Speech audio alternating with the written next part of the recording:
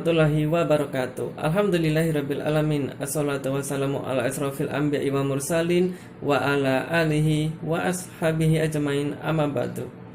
Warga Muhammadiyah yang dirahmati Allah, alhamdulillah, pada kesempatan yang luar biasa ini, mari kita tingkatkan iman dan takwa kepadanya, dan tak lupa kita selalu bersyukur kepadanya. Karena dengan syukur itu maka Allah akan menambahkan nikmat dan karunia-Nya yang lain.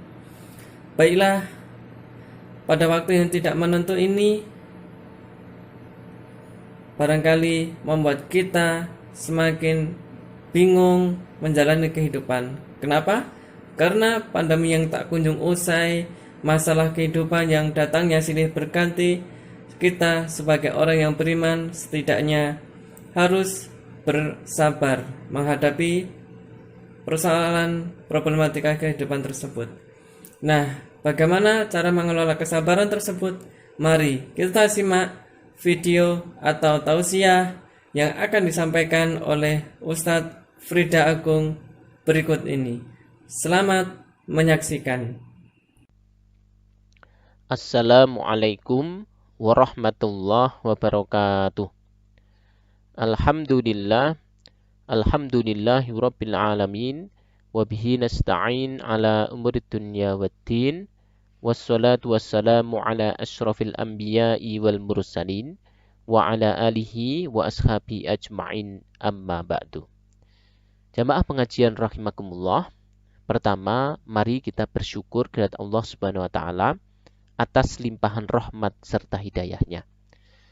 Semoga dengan syukur kita secara benar dan baik, Allah akan menambah nikmatnya kepada kita, atau Allah akan menambah nilai dari apa yang telah kita terima itu, sebagaimana Allah telah janjikan di dalam Quran surah Ibrahim ayat 7, la in syakartum la azidannakum wa la in kafartum inna adzabi lasyadid.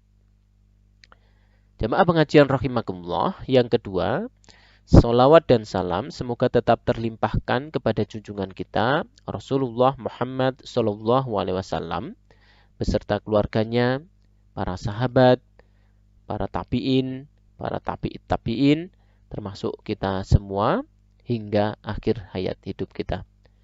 Semoga kita memperoleh syafaat Rasulullah Muhammad SAW di yaumil akhir kelak. Amin ya rabbal alamin. Jamaah pengajian rahimakumullah, orang mukmin atau orang yang beriman itu adalah orang yang hebat. Di dalam sebuah hadis Rasulullah Muhammad SAW bersabda, ajaban li amril mu'min, inna amrahu kullahu khair, wa laysa dzalika li ahadin illa lil mu'min. In asobathu sarra syakara fakana khairallah, wa in asobathu dharra sabara fakana khairallah. Jamaah pengajian rahimakumullah, di dalam hadis ini orang mukmin atau orang yang beriman itu dikatakan sebagai orang yang hebat. Mengapa hebat? Ada dua nilai dasar yang melekat di dalam diri seorang mukmin, yakni yang pertama adalah nilai syukur, yang kedua adalah nilai sabar. Nah, kedua nilai ini, baik nilai bersyukur maupun nilai sabar ini, manakala terpatri di dalam diri seorang mukmin, diamalkan dalam kehidupan sehari-hari, menjadi akhlak dari seorang mukmin, maka nanti akan menghadirkan kebaikan. Di dalam hadis tersebut diungkapkan dengan fakana khairallah.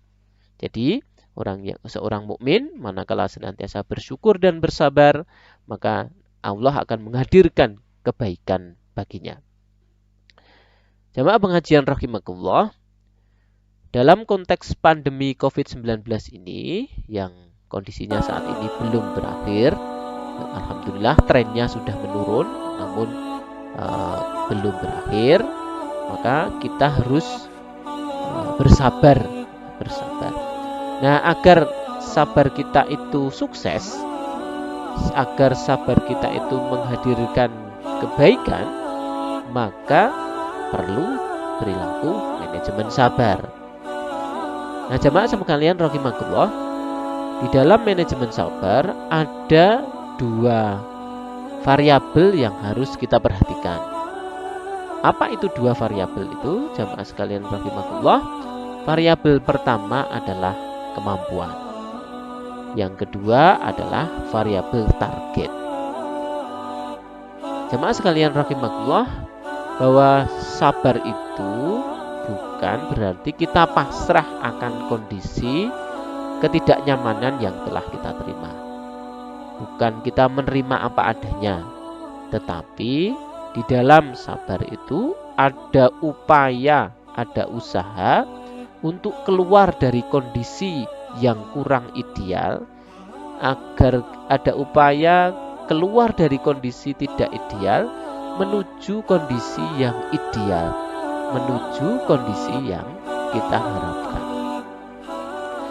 Nah, contoh aplikasinya misalnya ya, pada saat misalnya ya pada musim seperti ini kita mengalami sakit misalnya.